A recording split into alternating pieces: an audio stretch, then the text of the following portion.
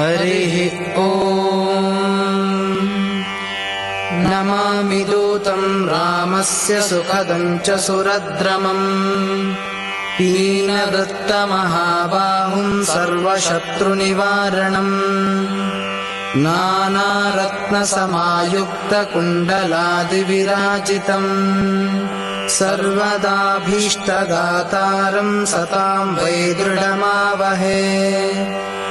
वासिनं चक्रतीर्थस्य दक्षिणस्थगिरौ सदा तुङ्गाम्भोदितरङ्गस्य वातेन परिशोभिते नानादेशगतैः सद्भिः सेव्यमानं नृपोत्तमैः धूपदीपादिनैवेद्यैः पञ्चखाद्यैः स्वशक्तितः भजामि श्रीहनुमन्तं हेमकान्तिसमप्रभम् व्यासतीर्थयतीन्द्रेण पूजितं च विधानतः त्रिवारं यः पठेन्नित्यं स्तोत्रं भक्त्या द्विजोत्तमः वाञ्छितं लभते भीष्टं षण्मासाभ्यन्तरे खलु पुत्रार्थी लभते पुत्रं यशोर्थी लभते यशः विद्यार्थी लभते विद्यां धनार्थी लभते धनम् सर्वथा मास्तु सन्देहो हरिः साक्षी जगत्पतिः यः करोत्यत्र सन्देहं स याति नरकं ध्रुवम् इति श्रीव्यासराजविरचितम् यन्त्रोद्धारक हनुमत्स्तोत्रम् सम्पूर्णम्।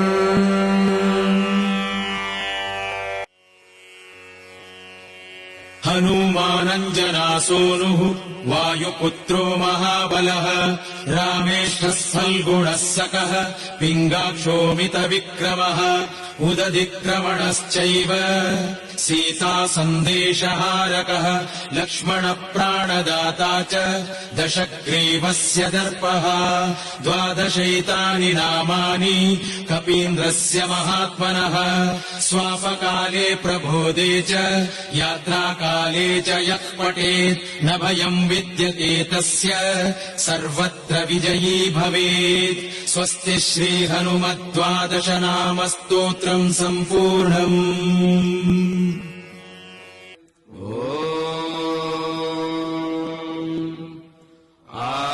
आञ्जनेयाय विद्महे वायुपुत्राय धीमहि तन्नो हनुमत् प्रचोदयात्।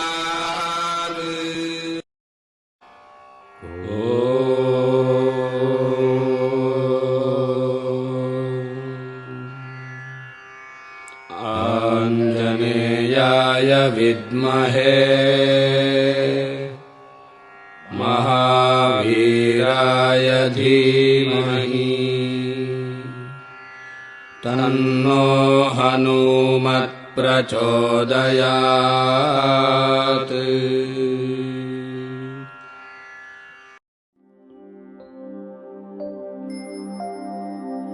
मनोजपं मारुततुल्यवेगं जितेन्द्रियं बुद्धिमतां वरिष्ठं वातात्मजं वानरयूथमुख्यं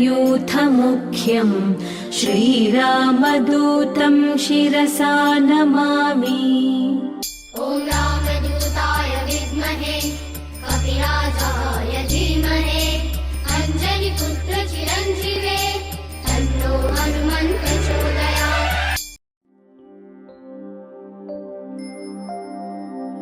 मनोजपं मारुततुल्यवेगं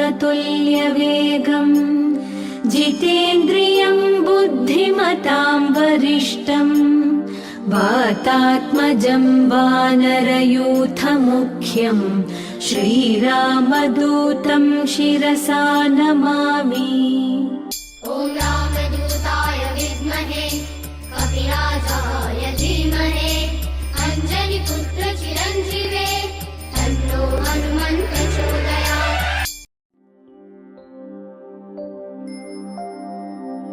मनोजपं मारुततुल्यवेगम् जितेन्द्रियं बुद्धिमतां वरिष्ठम् वातात्मजं वानरयूथमुख्यं